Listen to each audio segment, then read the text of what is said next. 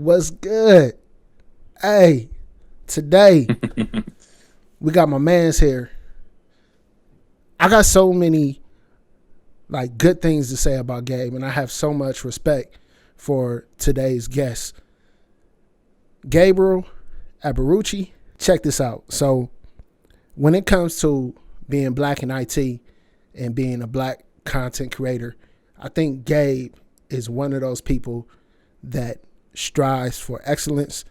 I think he's one of those people. Matter of fact, I know he's one of those people that supports whoever he can. And I've seen him in so many different circles, so many different communities, and just helping whatever way he can to help people be successful, whether they're a content creator or they're trying to get in tech. I've had Gabe on my channel before. I'll post a link right here so you can check it out. And I'll also put his contact information in the description of this video. And for those of you that are looking to get in security, he just did an amazing interview with Josh from Keep It Techie. Make sure you check that out. Yeah, hey, bruh, that interview was dope. It was dope. Appreciate it. For sure. So with no further ado, I'm going to introduce you to, again, I'm going to allow him to introduce himself, Gabriel Agboruche. What's up, family? Hey, what's good? What's good, man? Happy to be here. Thank you for the kind words. I would like to say I'm flattered for sure. And I just thank you for allowing me on your platform. And I'm looking forward to contribute the best way I can. And kind of even when you were speaking about content creation, the way that I approach it is that a lot of you brothers on YouTube and in different platforms, you already have great platforms. And the way that I look at it is that I love to just contribute to what you all already have. And I think that earlier, just like you mentioned, the interview that I did, that you did with myself and Sly, we really appreciated that. And we're looking at doing more with you. So thank you for having me. And yeah, man, happy to be here. Happy to be here and contribute for sure. For sure, man. One of the things that I think that this conversation is really going to add value to is those that want to, let's say, get in security, but excel in their security career. I mentioned the interview that you did with Josh from Keep It Techie, right? For those of you who don't know, Gabe is a cyber security extraordinaire. Not just a professional, he's an extraordinaire. Oh, man. So this interview, it's going to be really good. I'm really looking for it. But what I was saying was that his interview with Josh from Keep It Techie, Josh really asked some great questions, especially those entry-level questions that you have around security. So please, please check that interview out. I want to get this started out right now, Gabe. Yeah. When it comes to security, there's so many different jobs that are open, right? You hear this all the time. There's cybersecurity jobs. There's over 1 million cybersecurity jobs open by 2025 or something crazy, right? Absolutely. That's the same number I heard too. Yeah. Now, what specific field is that in?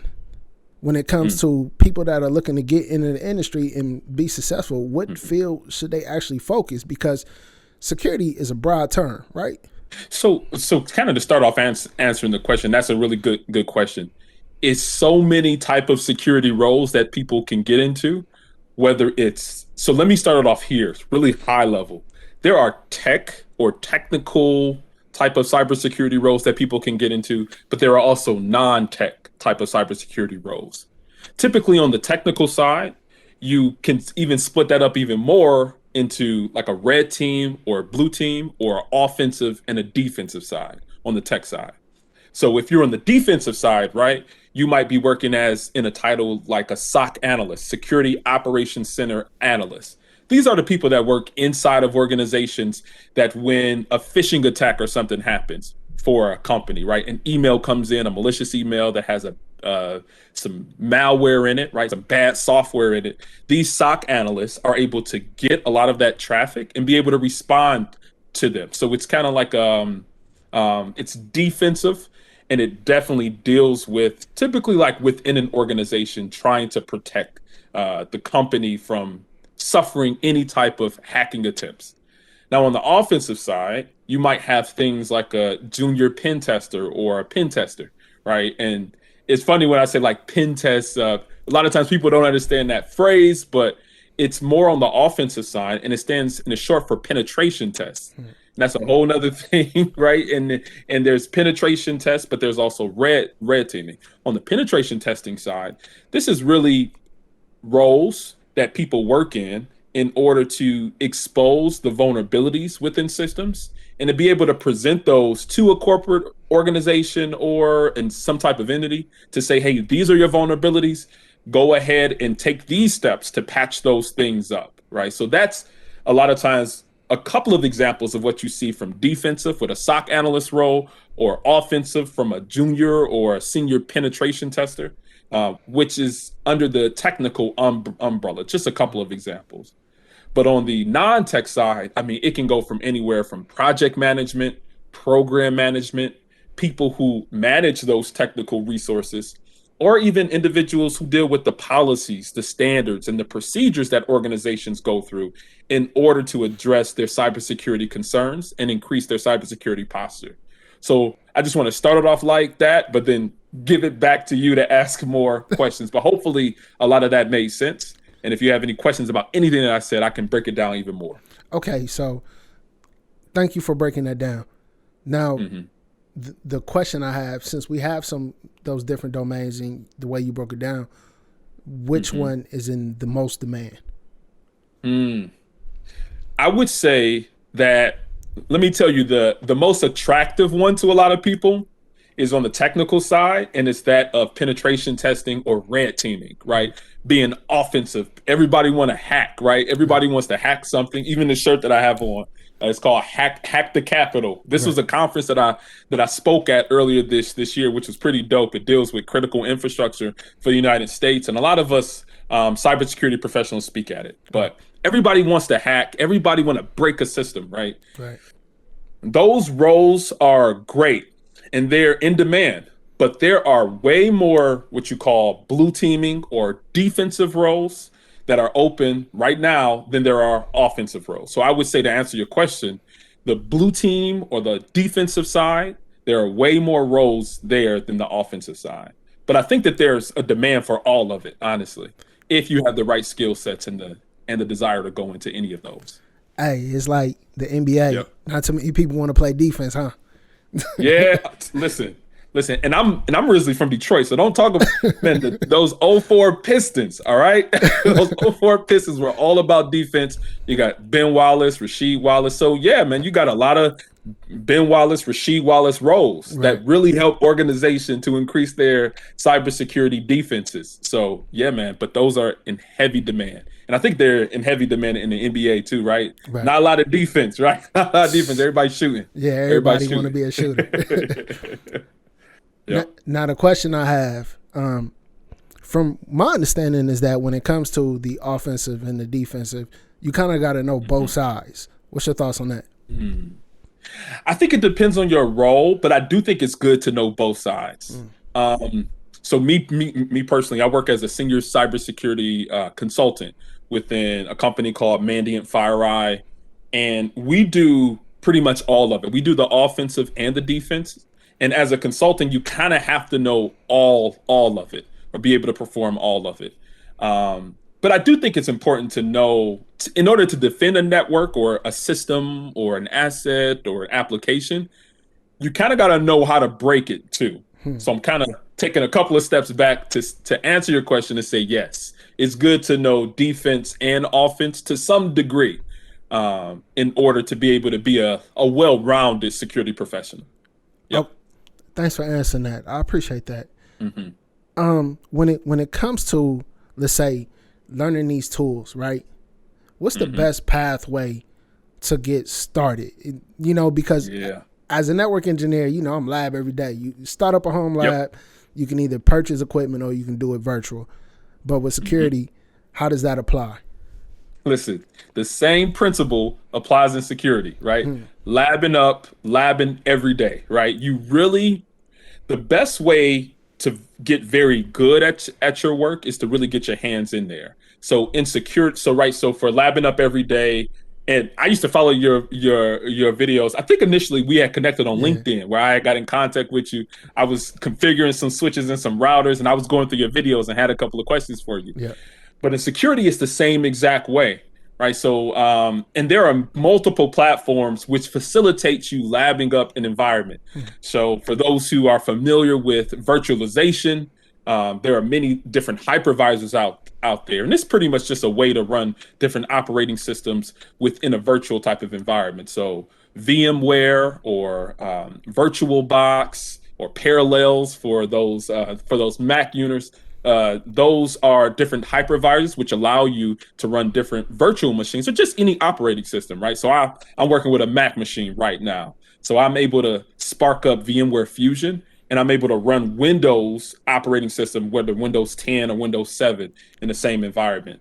So getting back to that labbing up piece, I can use virtualization to set up vulnerable operating systems and then put them on my network, and then I can attack them, right?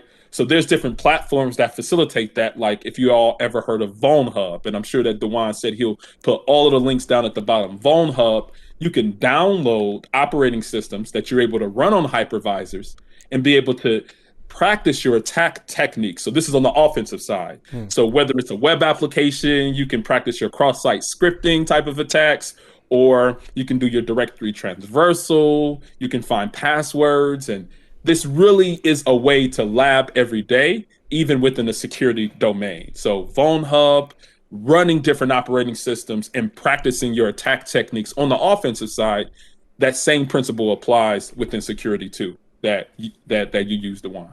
Yep. That's interesting. Now, when it comes to learning these tools, right? I think Josh kind of asked this question too. You hear about hacks and you hear about people bug bounties. You hear about companies paying people for, finding bugs in their code. As a hacker, as a new hacker wanting to learn, how do you get paid? I mean, do you just go to a company and start hacking and say, hey, was able to access this and now pay me this 10 stacks or whatever? Yeah. So I think that you're talking about bugs. So there's many ways to get paid in security. So the one that you're kind of bringing out is that bug bounty. Right. So you can be an individual person working by yourself and applying to what you call these bug bounty programs. I think there's several out there. One of the ones that I'm most familiar with is like the HackerOne program, where you sign up for an account and pretty much these companies partner with HackerOne in order to say, hey, for people who are verified within your system, they can attack these devices, these websites, and these environments, right? So that's kind of how that works. So that's kind of like a solo thing. Like you don't need to work for a company. You don't need to work in a group. You don't even need a W-2. A lot of times those are 1099, like you can make it like a 1099 type of situation for you to work doing bug bounties, but you can do a lot of that individually. But sometimes there's companies that also bring people in to do those type of things. So that's kind of like on the individual thing. Right. Or you can work for a company. You can be like have your own consultant firm, right? Your own consultancy, and then you can kind of sell your own services. Like if you know how to do what you call incident response, you can sell yourself to a company on that, or being able to repair systems which are vulnerable. You can do that too, or you can do the hacking thing too. Companies can bring you in to do penetration tests. But I think one thing that I want to mention is that it's always a permission thing. So through the HackerOne program, you need permission to touch people's systems because it's illegal if you try to do those things without that. Even working for your own company, you need to have NDAs, you need to have some type of SLAs, you need some type of service level agreements before you can touch their systems. And even working for a company, you need permission in order to hack anything whatsoever. So permission, your own company, there's a lot of ways to get the bag, but it starts with the permission thing. So for somebody that wants to, let's say start their own business, right, in hacking or security, what's the best certification to learn the business side when it comes to hacking? Because I hear there's a lot of legal things you got to know. Is there a certification that they should focus on? I think that's an area that I'm much more green in, but I Okay. know that there are some certifications out there. So SANS, the GIAC, they have a security legal certification. I don't know the exact name for it, but I'll provide that to you so you can put that within the description. They have a Appreciate it. certification that goes over all of those legal ramifications of doing certain things within the security realm, right? Mm. So I think that that's one that I know off the top of my head, but from a business perspective and really knowing all of those particular laws, I'd say I'm more green on that, especially as it concerns having your own business. Because I work for a company. I've always worked for a company, but Okay. I think that's a little bit of homework I need to do for myself because I think eventually I do want to transition into something along those lines. So Yeah. thanks for putting that in my head for No sure. problem, family. Yeah, I was Yeah. talking to my daughter. You know, she just graduated Hmm. high school, and she's getting Okay. ready to go for business management. She wants to be a lawyer and all that, Hmm. and she wants to do business law. That's her goal. And I'm like, Okay. you should think about maybe like cybersecurity law or something, because I hear like Hmm. that's big business right now because Oh there's yeah. not too many lawyers that really understand, Yeah. things like, let's say, cybersecurity and Bitcoin. Hmm. You know what I mean? Yeah. Let me tell you about that, man. That's a field that's growing more and more. So as you've been hearing in the news, right, with all of these different hacks, I think a meat processing organization has been hacked. I think recently they just paid what $11 million is what's being reported to the ransomware bad groups, and even with the Colonial Pipeline, that was another one. So one thing that happens during an incident response is that it's not just relegated to the technical people, but so many different departments get involved. Right. So you do have your technical people who are like, where's the hack coming from? How can we stop it? How can we restore systems? But there's also that of executives, right? There's executive leaders that are involved in that process. There's people that do communications, but there's also legal. So that's what I'm kind of capturing as you're talking, because legal needs to understand all of the implications of what this hack means to the organization. Yep. So legal and also with the business there. So I think that might be something that that's what I'm hearing from what you're speaking of. And within the incident response engagement, legal is always there to make sure nobody's stepping over any of those legal boundaries that shouldn't be stepped over. So Yeah. absolutely. Even something Hmm. like, in switches and routers, when you're putting in the message, the MOTD, Oh yeah. the banner of the day or whatnot, Hmm. legal and HR have to actually review that. You They know have what to I mean? review it. Yep. Because if it's not right and somebody hacks into your system, Hmm. they can get away with it if that banner is not correct. Absolutely, absolutely. That banner is a legally binding thing for these digital assets. So I'm right there with you. Yeah, absolutely. Man, that's interesting. Yeah.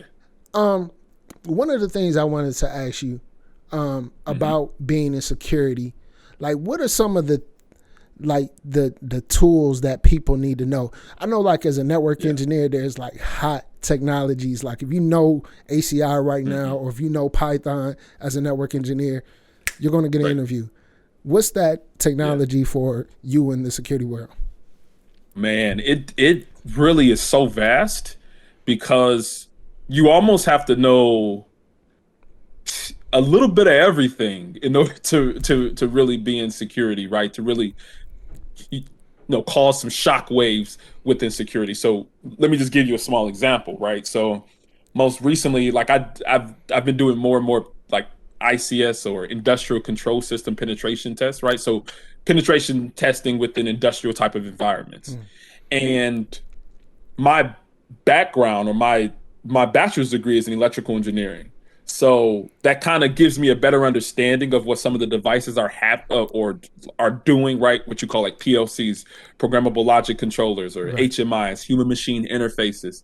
I kind of have to have a little bit of knowledge of those devices and even those vendors, right? So I need to. So when I'm going through the system, when I'm looking for the vulnerabilities, I have to know Windows. I have to understand, hey, what vulnerabilities am I seeing in Windows? Am I seeing? And I also have to know networking, right? I have Right. to understand the different communication protocols, right? Is SNMP version 1 running? Then I'm looking at community strings. Am I looking at SMB version 1? and then I'm looking at the ability to be able to force authentication. Sometimes there might be IPv6 there, right? Because Windows turns it on by default. That can be abused in order to authenticate to systems so that you can get clear text passwords right off the wire. Wow. So networking, operating systems, attack techniques, newer attacks that are out there, you kind of got to know a little bit about everything. So hopefully that just gives a little bit of taste, because I could go on and on and on about all the little different knowledge. But then I even have to know, let me tell you this, I even have to know like things like, okay, now that I have access to this Siemens S7 PLC, right? So it's a programmable logic controller made by a company called Siemens. Right. Now that I know about this, what are the user interfaces? And what am I able to do if I have access to this? Are there default credentials for that system? Right. Can I change what you call some control logic, where that control logic might open up a fence or close a gate, or it might open up a valve? So kind of that knowledge base needs to be a lot of different systems and growing. I'll say that. Your knowledge needs to continuously grow as you get more and more into security. So when you say the hottest thing out there, man, I think you need to know legacy and you need to know newer things like cloud, right? Or DevOps or DevSecOps. So it's a lot involved. It seems like it. Man, I got so many questions, but yeah, I'm sure. I want to go to one of the things that I know is your core. And when you talked about PLCs, this is something that I've dealt with working in the manufacturing. A lot of those PLCs, IoT devices, do not have security built in, right? Uh-oh. So how do you secure them? Yeah. Okay. So it depends, right? So right now, think about things. So let's start from somewhat of a networking type of perspective. So when you talk about the communication protocols or the conversations that these industrial devices have with each other, a lot of it is clear text. A lot of it does not have any security involved in it, like DNP3, which is typically used within the electrical industry, or Modbus, TCP, or Ether IP, right? You name it. A lot of these control protocols do not have any encryption. Pretty much, if you have access to the network, you have access to that particular device. Right. And not only that, like not only those within industrial environments, you can even think of things like building automation systems and building management systems.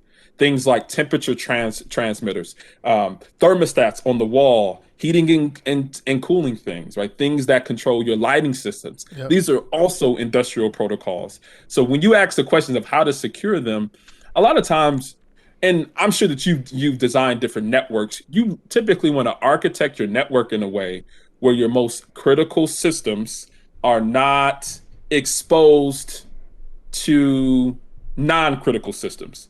So in your OT and your IT environment, so IT, right, your IT corporate, you got desktops, you got servers and all these things. But in your OT, operational technology, that's where a lot of that stuff happens. So in IT, you might have like mail servers. So phishing can come through that. People can click on links and then malware can propagate. Right. You typically want to have some type of separation between those two different environments. So you don't want your PLCs on the same network as just like the regular daily worker, because there can be some crossover where that PLC might not be able to take that malware from that system. So from a networking perspective, you want to segment those two environments. Okay. And not only segment those two environments, you also want to do some activity where you limit the protocols and the ports and the services for those different devices. So you might even take it and put it in the VLAN, which restricts different communications going in, ingress and egress from that VLAN. That's just one way, and that where I'm starting, because it can go more and deeper. Right. But a lot of times you want to separate IT from OT, and you also want to VLAN off and restrict based upon communication protocols. So let's just start there. Yeah, so taking like a layer 7 firewall that you can block services, you can block ports, you can do intrusion protection, IDS and all that stuff. Okay. Yeah. Thanks for that, man. Which leads me to another thing that you bring up. you bring up ransomware, right. Mm-hmm. And so when it comes to ransomware, you hear about files being encrypted and people paying this money. But the question is, why can't you just decrypt the files? Like, what's so complicated about ransomware? I don't hear too many people talk about that. Can you kind of explain it? Right. Well, the thing about decrypting files is that it takes without getting into all the cryptography, you need to have the right key to open the door to decrypt those files. The attackers that use ransomware encrypt them to a point where encryption is all about time and math. So the time that the math takes to decrypt those files is not something that aligns with the business needs of that organization.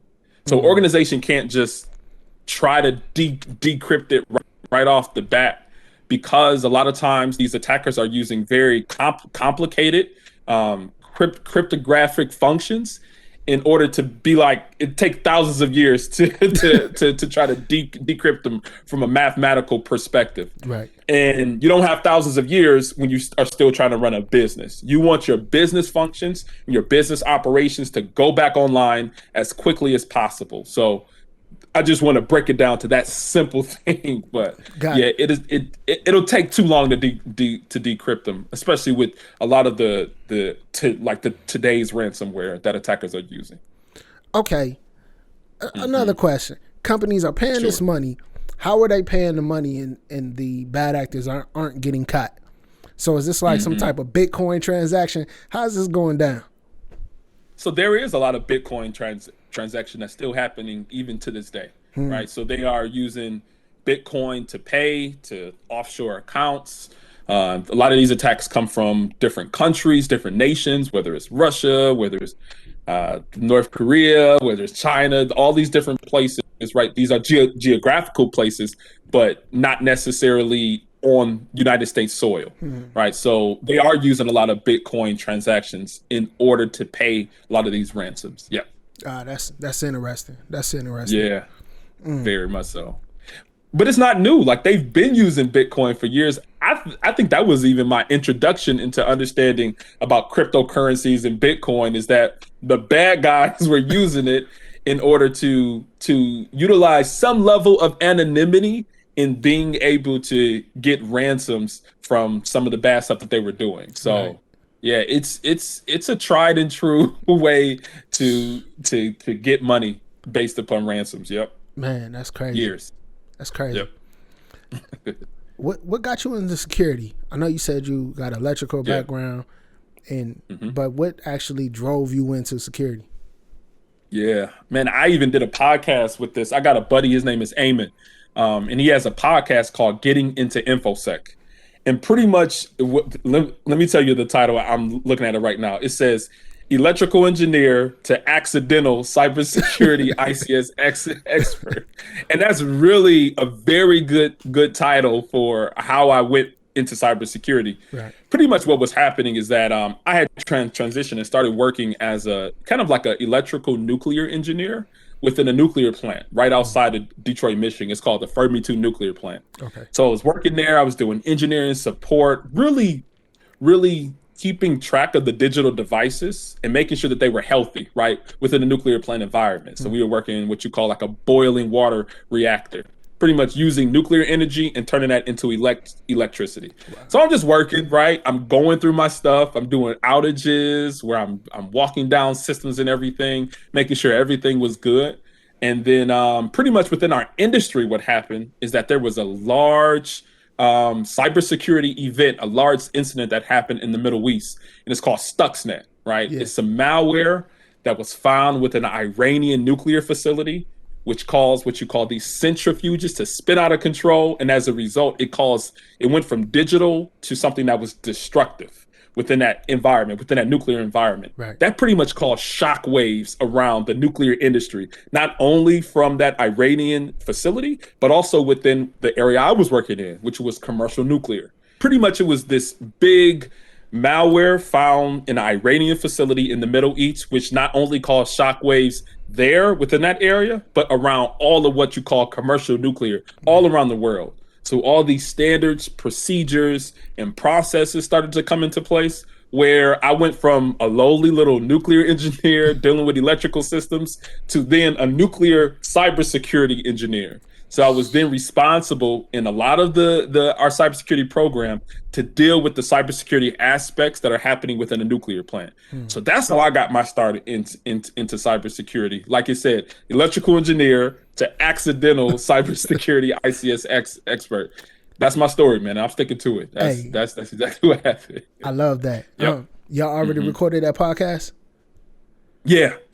Okay. Got a link for it and everything too. So yeah, I'll make sure to provide that to you. Thanks, man. I appreciate that. And I'm gonna check out his podcast anyway. So yeah. Yep. Yo, okay, so we see how you got in cybersecurity. Did you go to college? Did you get certifications? How did your training and preparation for it go? How'd you get that? Absolutely. And so when I was in the plant, soon as I was there, they started putting me through all types of certifications because my background or my degree was in electrical engineering. So for people who know about electrical engineering, it really doesn't have a whole bunch to do with cybersecurity. So a lot of it is mathematics. So pretty much the first year I was there, I'm taking calculus 1, calc 2, calc 3, physics 1, physics 2, electromagnetism, electric motor drives, power systems analysis. All this stuff is a whole bunch of math and really dealing with the electricity and how it's generated, transmitted, and how it's stored, all those different things. Not exactly cybersecurity. So I had some learning to do. So my bachelor's was in electrical engineering, but then they started putting me through different trainings in order to understand cybersecurity. So they put me through what you call like the SANS, the GIAC trainings. And again, I'll provide those links and things. So my first one was the GSLC, the GIAC Security Leadership Certification. So that one kind of gave a very high level of cybersecurity, and I was able to pass that cert and keep going from there. Where then I think the next cert was the CCNA. So that's when I started to get in contact with a lot of your content on YouTube. So I self-studied for the CCNA because I knew that was networking was an area where I lacked. Because again, electrical engineer, nothing to do with networking, nothing to do with IT really, mainly a lot of theory and math. So self-study for CCNA. I also self-studied for the CEH, which was the Certified Ethical Hacker Certification. So I self-studied for that one. And that kind of gave me a very good understanding of the different attack techniques and kind of what attackers were doing during that time. And it really gives you a very good vocabulary about what cybersecurity is from an offensive perspective. So I took that one. Then my next one was another certification, the GNFA. So that's the GIAC Network Forensic Analyst. So that one went into a whole bunch of logs and analyzing logs and information, cybersecurity. And then I just kept on going, man. So at the time right now, I have about like 7 different certifications, whether networking or cybersecurity. And I'm studying for an 8th right now through SANS. So yeah, man. So learning and labbing all the time. So yep. Don't say so. I'm sorry. And I forgot one thing. I just got my master's, man, a couple of months ago. So I got my master's in cybersecurity technology. So that's the way that I did it. But I'm gonna let you answer more questions because I've been talking a lot. Salute, bro. Salute to you for putting in that work. Thanks, man. Getting your master's. Much respect. Education is everything. Indeed. I hear that the SANS certifications are expensive. Is that true? Oh, when you say expensive, that's an understatement. I mean, each one of these certifications go for maybe with the training and the certification attempts, anywhere between $6,000 and $8,000 per certification. So I never paid for one out of pocket. I would say that I never did. I always had it employer sponsored, or sponsored through organizations that I've been a part. So one organization I'm currently a part is called the MIC3. It stands for Michigan Cyber Civilian Corps. And it's a governor's kind of supported organization where we're a whole bunch of people who have volunteered, security professionals who volunteer to pretty much be hands on the keyboard, boots on the ground for when the state of Michigan goes through any type of cybersecurity incident. So they pay for certifications for us who were able to get a part of the organization. We had to take exams and kind of had to go through like a little interview process to be a part of it. But that was another way how I was able to get some of my certifications is through that organization. Does every state offer something like that? No, man, we're actually first and one of a kind at the moment. I think Ohio is starting something with the National Guard. I think Colorado is also having something very, very similar. But I believe at the moment we're kind of like one of a kind where we're able to do that. But so come to Michigan, y'all. Like come to Michigan, join MIC3, and they offer free SANS courses, right? Free SANS exams, all of that. So, yep. That's what's up, man. Hey, go Bucks. Yeah, go Bucks.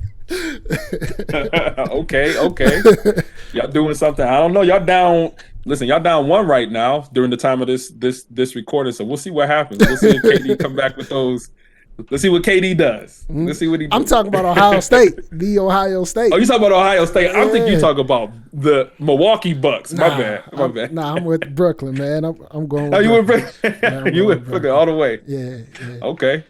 Who you got? My Lakers out of it, so I don't really care, man. Okay. Yeah. Brian took some time off. I don't think he was too serious this year. Yeah. He going to number 6 now, so we'll see what happens, man. He said he going to number 6. That's what he did he did that in Miami. Hey, he the king of jersey sales. Look, he the king of jersey sales. No question. Yo, he know people is gonna buy them jerseys. Oh yeah. He got a team, man. You know he got a team. Yeah, everything is intentional. Yep. Yo. So speaking of Brian, Brian, he has a brand, right? Yeah. When it comes to being in security, I see people that don't show their picture, don't really comment, really may use their first name and like initial for their last name or whatever in security. But you hear like the thing now in IT is to build a brand. Like, how do you get noticed in security? I think that point about building your brand is extremely important because you don't only want to be a person or a security professional that works for an organization, but you also want to be a security professional who's able to connect with other security professionals to build up the overall security industry. So I think one of the best ways, and it's very similar of kind of how you've done with YouTube, but very much so Twitter. InfoSec Twitter is probably one of the littest places. I don't think that's a word, but one of the most lit places in order to connect with other cybersecurity professionals and also get the latest news on what's happening within the industry. I mean, there's certain people that you'll follow when a hack goes down. So when the Colonial Pipeline thing came out, so many people were tweeting about it. A lot of people, some people had some additional information or knowledge about things or have run into the particular threat actor, the dark side threat actor before. There were people putting out analysis on what the dark side ransomware really looks like. So they'll go at it from a bit perspective, break it down. Other security professionals are adding comments and everything. So I say, to answer your question, the best way to get involved and the best way to connect with other security professionals, I think, in my opinion, is definitely Twitter. Twitter is the place. And I think a close second is LinkedIn. And I think that's where we had connected initially too, but LinkedIn is a very good place too to connect with people. But InfoSec Twitter is the spot. It's definitely the spot. Yeah, I think Twitter is dope. I love LinkedIn, but I don't know, man. LinkedIn has, in my opinion, kind of losing some of that LinkedInness that it used to have. You know what I mean? It was really about building professional networks. And I find I get more professional connections on Twitter than I do on LinkedIn these days. It's switching over. It's just like how Facebook went to not like Instagram, and Instagram is kind of going in a different direction too. So but yeah, it's definitely a transition happening right now for sure. Man. Oh, okay. Hmm. So one of the things that you mentioned on Twitter is when those hacks happen, a lot of people do share information. They analyze what's going on. How many, let's say, white hat hackers and gray hat hackers get involved when these hacks happen? Like try to, I don't know, get involved in the situation to see if they can save the day. How often does that happen? Right. It happens here and there, but at times, like organizations will get with what you call like my organization, Mandy of FireEye. When we are contacted by an organization that has been hacked, we have to sign NDAs, and pretty much it's up to that organization if they want to say whether we're the ones doing the incident response for it or not. So it's legal obligations for some of us not to say anything. But kind of to your point, people who have kind of some internal knowledge or some what you call OSINT knowledge, so open source intelligence knowledge, they might share that. So one example is that some years back there was a ransomware attack, I think against New Orleans, right? That particular area, and there were some people who have some open source intelligence platforms. So I don't know if you ever heard of VirusTotal before. VirusTotal is like a website that you can use to put in different hashes of files, or you can put in IP addresses, all types of security information to understand if other people have seen something malicious about these domains, these IP addresses, these hashes, and it pretty much tracks a lot of what that information is.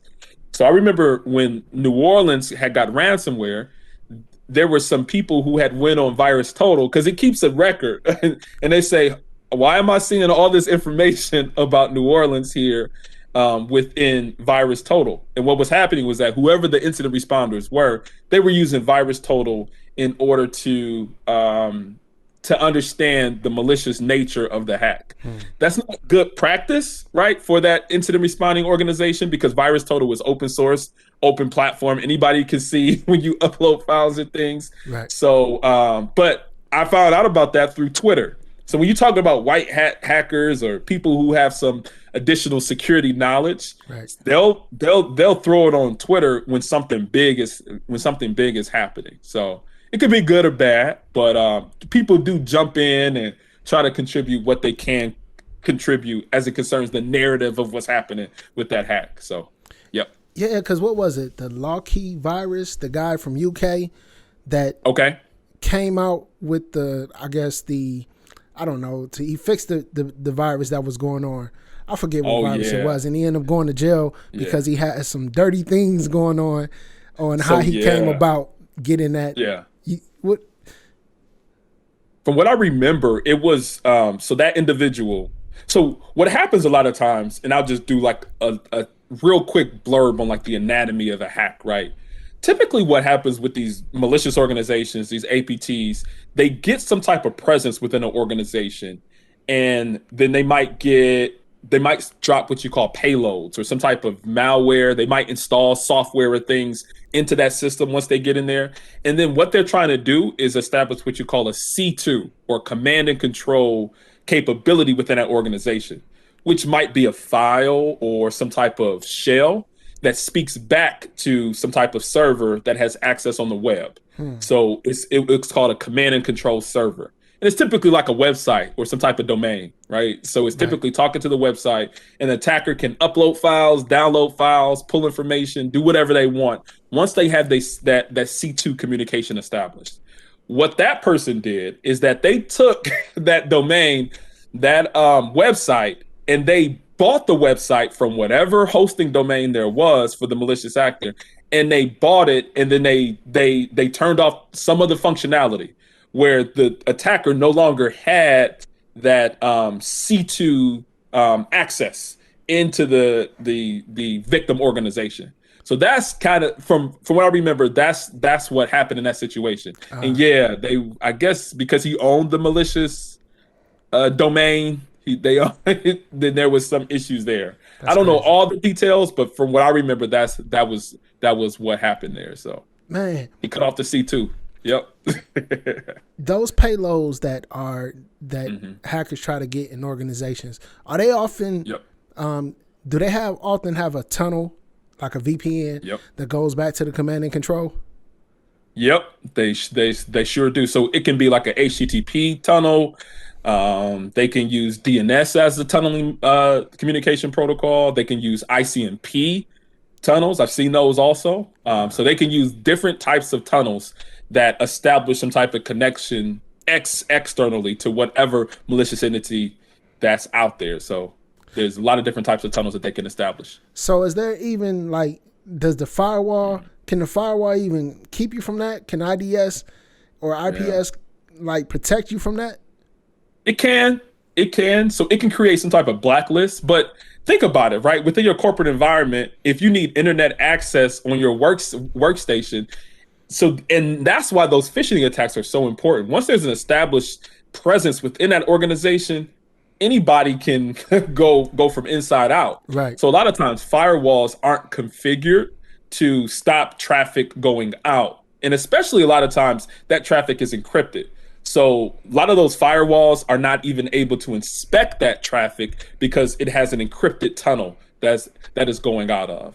But yeah, so but there can be situations where, you have some, and that's what those SOC analysts are, right? Those people like, what is this? Right. Why is this workstation or why is this printer talking to a website Right. that it typically doesn't talk to? So you talk about anomaly detection.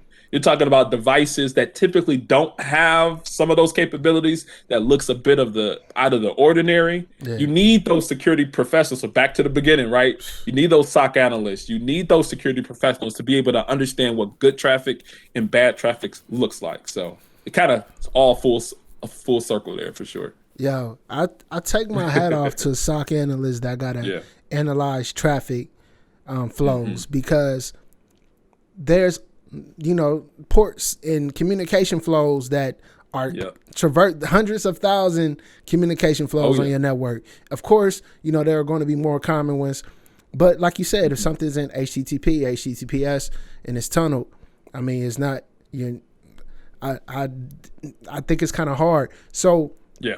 with that being said, what if you have like a whitelist? How often do you see like whitelist firewalls or blacklist firewalls? So you'll see that. So these are again more defensive people who are Okay. working to increase the defenses of that organization. They would look for what you call IOCs, indicators of compromises, and use that to feed into what you call like your SIM, your security incident and event management system. So that can be something like a McAfee EPO.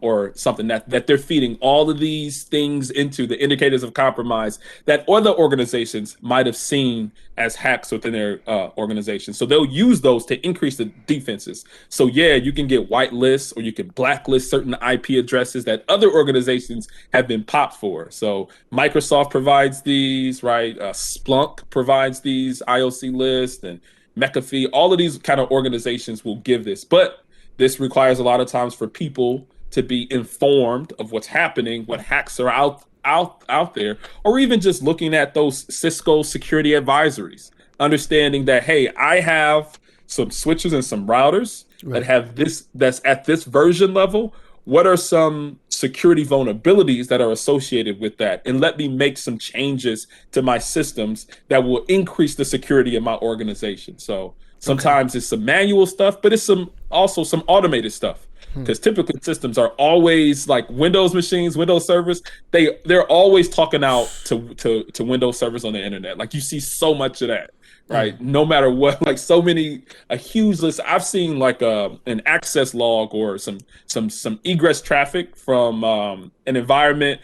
I saw so many different IP addresses that go out to Microsoft servers.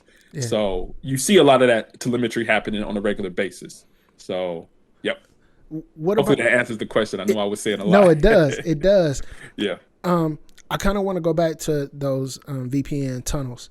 sure. What about proxies? Proxies that sit in the middle of your network connections.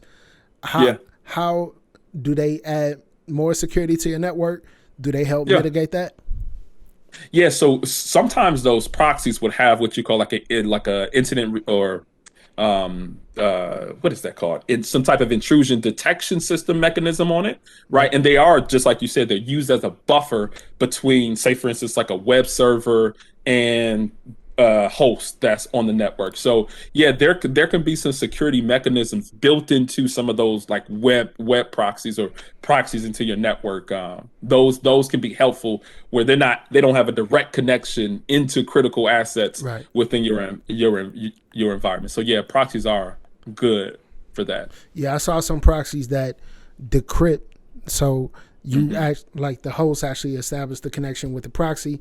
It decrypts the connection so it can inspect the packet and then establish the connection with the server on the other end. And the communication is never with the host, like you mentioned. So that's Absolutely. cool. Absolutely. It's like a buffer, right? And so typically it'll be, speaking about network architecture, right? It'll be in what you call like the DMZ, the demilitarized zone. Right. That's a place where you have like your sensors, you'll have your proxies, you'll have your intrusion detection systems. That's an area in your network or in your architecture, which will really help for you to be able to do a bit of vetting for the traffic happening in your environment. So absolutely. Cool. Exactly what you said. Appreciate it, man. Appreciate it. Yeah. There's so many questions I could ask, man. Man, we get in the weeds, man. Like we definitely get in the weeds here. Let's get it. That was the goal, to ask those questions that I think a lot of people don't talk about when it comes to, these conversations. A lot, we talked about careers, we done all that, but that technical side, when you see stuff on the news or you hear something, it's like, okay, what does it really mean? How does that really affect the network, or how does that really affect an organization? Yep, absolutely. All right. Another question I wanted to ask you was about hackathons. I hear about hackathons, but what type of value do they add to tech professionals, and are they worth being a part of? Yeah. So are you talking about hackathons like the ones where you're given like a 24-hour window to come up with a business plan to do that stuff, or are you meaning more of like the capture the flags where people have to, like, you're given like a vulnerable machine or something and you have to get the flags? So okay, that's what I'm saying. So when you hear the term hackathon, I'm thinking, some hackers get together and you just hack all night. But you want to kind of break that down? Absolutely. So I think the one that more is appropriate for security professionals or the security industry is that what you call like capture the flag events. And a lot of people put a lot of stuff out there about it. And organizations, a lot of times conferences like DEF CON or Black Hat, those conferences host what you call like capture the flag events. And what they'll do is that you pretty much are given access to whether a network, whether a system, whether some devices or something, and then it's your responsibility to kind of transverse that network. So this is on the offensive side. Typically, you transverse that network, and you're finding flags. Whether, say, for instance, it's a vulnerable website, you're able to use cross-site scripting in order to gain access to the back-end SQL database. And there might be a flag to say, oh, I got the first flag, let me move on to the next one. And you submit these flags that you go forward.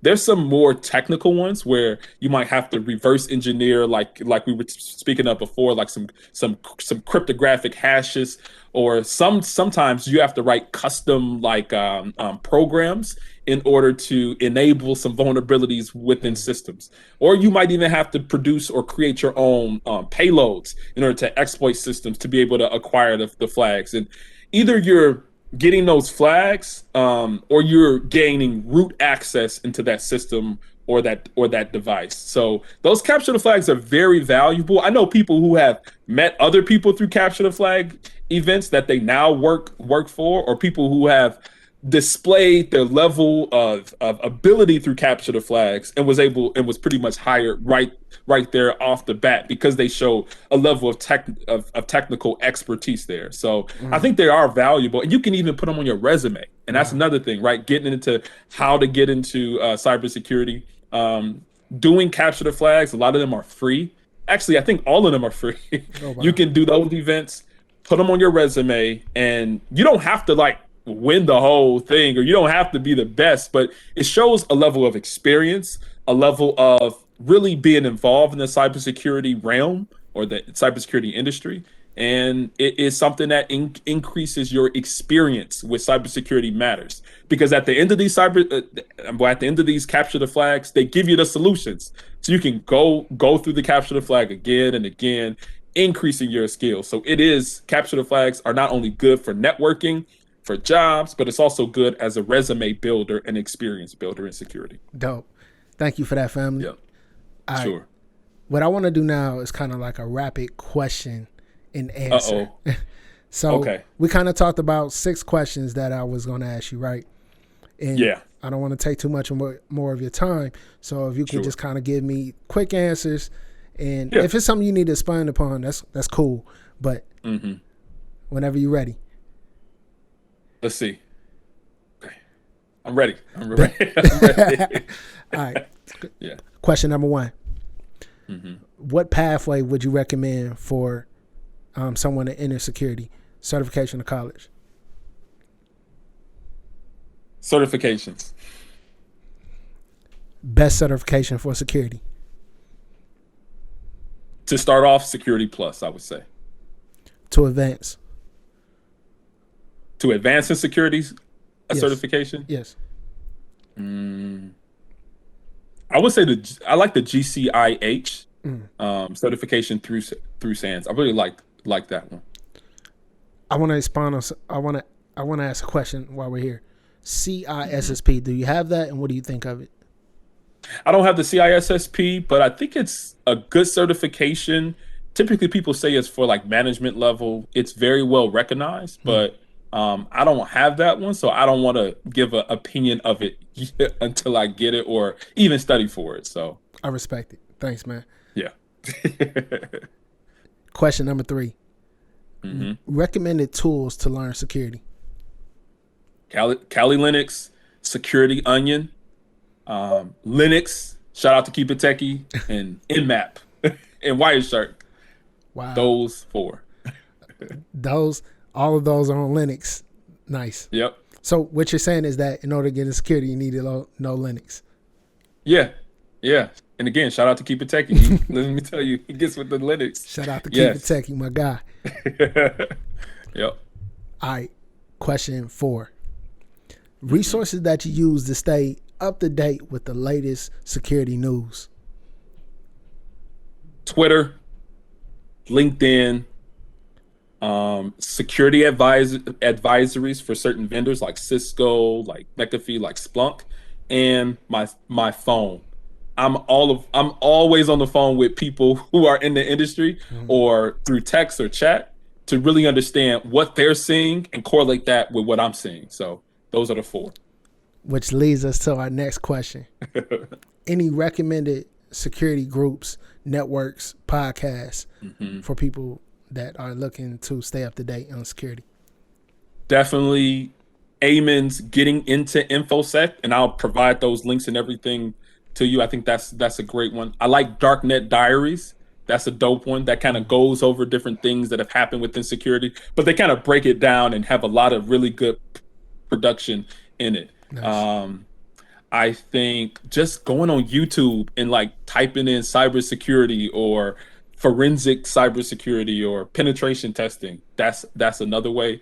And yeah, man, I think that those are good. And also I'm in NSBE for National Society of Black Engineers. I think that's a really good one. The security presence is growing. And also I think BIC, Blacks in Cybersecurity. They're a group. I haven't been very heavily involved with them, but I hear very good things from Twitter, from other people who are a part of it. So again, I'll give you all that information so you can provide it to the people. Dope. Yep. Okay, last thing. Okay. If you had to tell your 18-year-old self some advice, what are the top 3 things you would advise your 18-year-old self? I would say learn how to program, learn Python. A lot of systems that I deal with on a regular basis are like embedded systems, whether it's like microcontrollers. I even have like an embedded, which is called like a BeagleBone Black. It's like an embedded system, like development board. I would say learn C. That's another one, and probably C++. So I would tell my 18-year-old self to invest in programming. That's what I would say. I love it, man. I love it. Yeah. What's your favorite language right now for security? Is there one that you know better than the other? Python. Python is the one I really like. So I follow your repositories. I like that. I like what you put up there. Thanks. I put up a public Git not too long ago.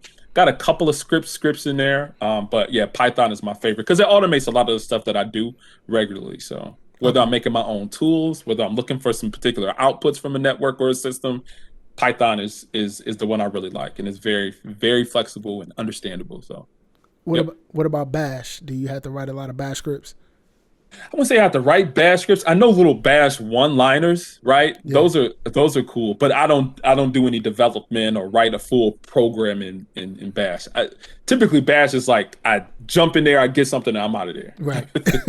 Yeah. Cool. Yeah.